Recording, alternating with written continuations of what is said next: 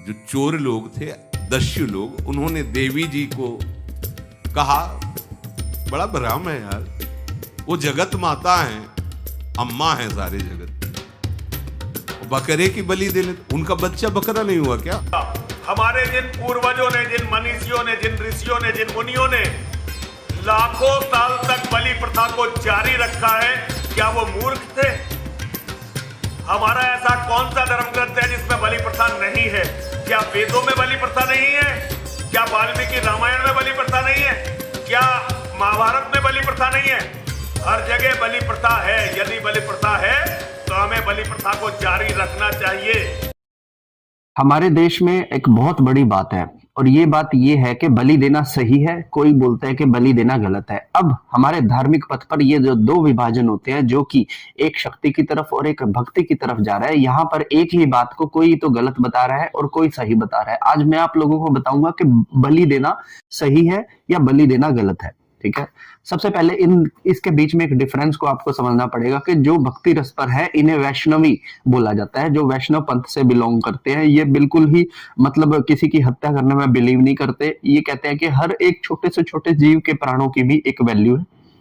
वहीं दूसरी तरफ जो शक्ति पथ पर जाते हैं, वहां पर कहते हैं कि प्राणदाता हमारा प्रभु है। अगर उसकी वजह से किसी के प्राण लिए भी जा रहे हैं तो वह भोग स्वरूप में जा रहा है। फाइनली जैसे बकरा दिया जाता है तो वो कह रहे हैं कि वो भोग स्वरूप में हमारी देवी ही लेती है, तो वो स्वीकार्य है। ठीक है, उसमें कोई गलती नहीं है। शास्त्रों में भी इसके विधान जो है लिखे हुए हैं और समय समय पर कई देवी देवताओं को प्रसन्न करने के लिए भैंसे की, बकरे की, इन चीजों की बलि पिछले बहुत समय से देते जाए। ठीक है, इसमें कोई ऐसा गलती नहीं बताते। अब इन दोनों में से सही क्या है और इन दोनों में से गलत क्या है, आज मैं बहुत अच्छे तरीके से आपको ये कॉन्सेप्ट समझाते देता हूं। भाई पहले एक चीज समझ लो कि दो तरह के देवता है। ठीक है, एक देवता वो है जो इस दुनिया का पालन पोषण कर रहे हैं, जो इस दुनिया में जितनी भी आत्माएं हैं, पेड़, कुत्ता, बिल्ला, मच्छर, आदमी, इन सब की आत्माओं को एक उच्चतम कोटि की गतियों को प्रदान करने में लगे हैं।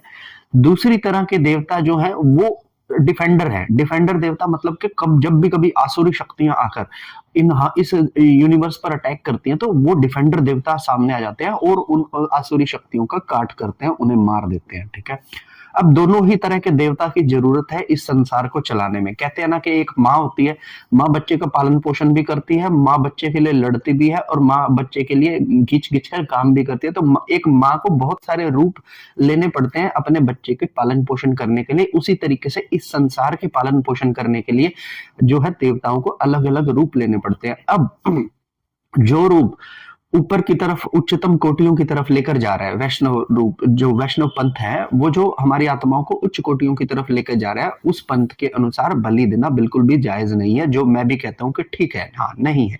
लेकिन जब जब बुरी आसुरी शक्तियां हमारे यूनिवर्स पर अटैक करेंगी तो क्या राधा राधा नाम काम आएगा?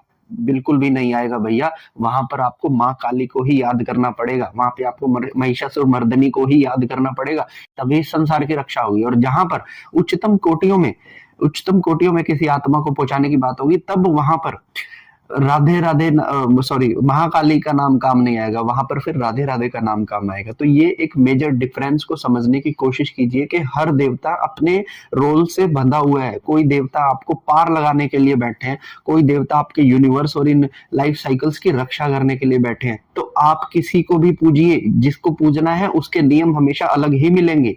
एक देवता शांत स्वरूप में है जैसे राधा, एक देवता भयंकर स्वरूप में है जैसे माँ काली। अब इन दोनों के बीच में आप लोग सिमिलैरिटी बनाएं कि राधा राधा, महाकाली राधा, ये कभी सिमिलैरिटी होएगी नहीं। ये दो तरफा जाने वाली रास्ते हैं।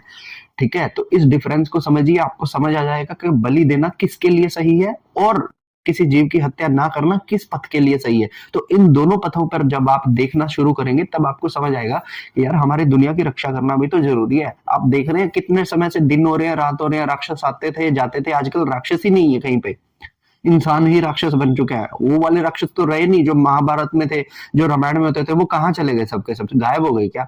या वो झूठ सब लिखा हुआ है? सबके सब थे जो नुकसान करते थे, सब थे। और एक से बढ़कर एक राक्षस था, महिषासुर था, रक्तबीज था। मतलब इनके बारे में अगर आप सुनेंगे ना तो आप हैरान हो जाएंगे इनके बारे में सुनकर। तो कहने का मतलब है कि भैया अगर आप बलि देने को सही या गलत ठहरा रहे हो तो आपकी बात बिल्कुल ही गलत है। जहां बलि देना सही है वहां पे बलि दी जानी चाहिए, और जहां बलि देना सही नहीं है वहां पे बलि नहीं दी जानी चाहिए। इस चीज को अपने अंदर बैठा लीजिए। देवता जरूरी नहीं है कि वो सिर्फ कल्याण करने के लिए। आप अगर नारायण के वो स्वरूप देखेंगे ना जो कृष्ण ने महाभारत में अर्जुन को दिखाया था, तो आप उसमें नोटिस करना उस रूप के एक साइड में ऐसे दानव बने हुए थे जिनके मुंह से आग के फुहारे, जहर के फुहारे फूट रहे थे। वो कौन थे? वो डिस्ट्रॉयर थे जो पता नहीं कितने यूनिवर्स को खा चुके हैं। स्वयं नारायण का ही रूप है। तो आप नारायण को केवल ये मत समझिए कि नारायण सिर्फ बनाते हैं, नारायण मिटाते भी हैं। ठीक है ना? तो दोनों तरह की शक्तियां इस समस्त ब्रह्मांडों को, यूनिवर्सों को, इस पूरे आकाश गंगाओं को, इस दुनिया को चला रही हैं। ठीक है? तो और दोनों ही शक्तियों की रिक्वायरमेंट है। बिना एक शक्ति के तो दूसरी शक्ति संभाल ही नहीं पाएगी। वो चाहे राधा राधा नाम की शक्ति हो या माँ काली नाम की शक्ति हो, एक शक्ति कभी इस संसार को नहीं चला पाएगी। आपको ये समझना पड़ेगा। ठीक है? तो आशा करता हूं कि आपको ये समझ आ गया होगा कि बलि देना जरूरी है या नहीं जरूरी है। ठीक है? अगर अभी भी आपके अंदर कोई क्वेश्चन है तो आप लोग मुझे कमेंट कर बताइए, मैं उस पर आपको क्लियर बताऊंगा। हर हर महादेव।